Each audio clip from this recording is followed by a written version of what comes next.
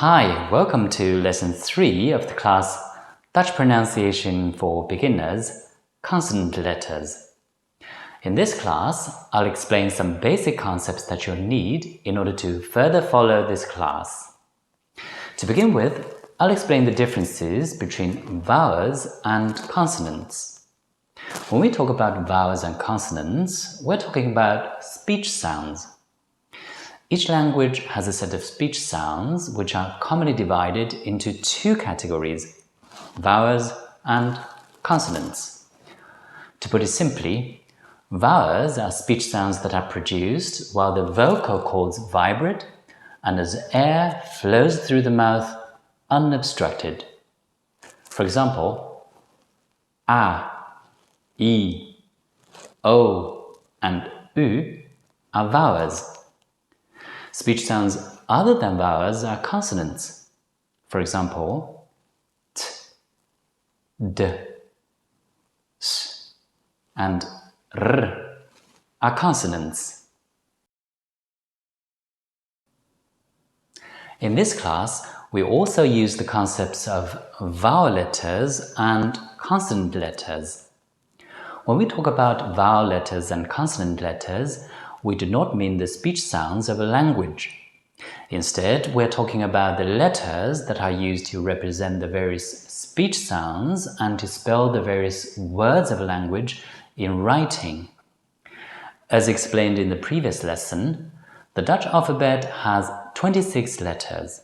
5 of them are vowel letters and the other 21 are consonant letters.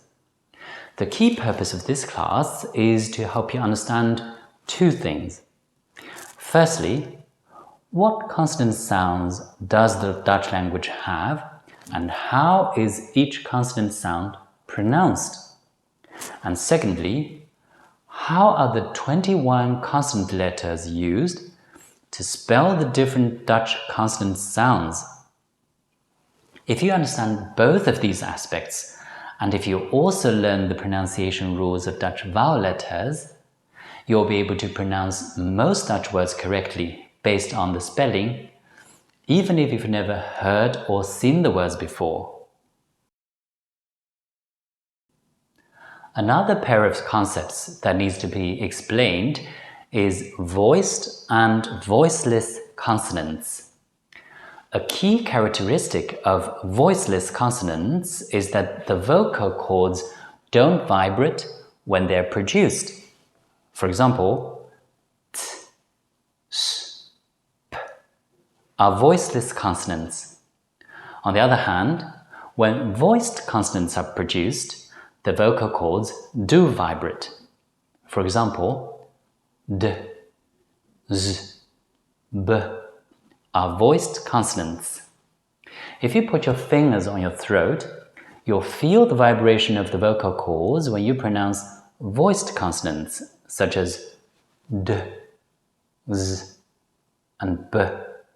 But you won't feel the vibration when you pronounce voiceless consonants, such as T, S, and P. In the following lessons, we'll also use the concept of syllable. If you are an English speaker, the chances are that you already know what a syllable is, and you also know the difference between a stressed and an unstressed syllable. For those of you that need some help in this regard, I've created a brief document called Basics of Syllables, which can be downloaded from the Projects and Resources section of this class for self-study. The document should be fairly self-explanatory because I've used plain language instead of academic definitions and jargon to explain the relevant concepts. If you still have questions after studying the document, you can post your questions in the discussion section of this class. I'll try to respond to as many of your questions as possible. Well, that's all for this lesson. Thank you for watching, and I'll see you in the next video.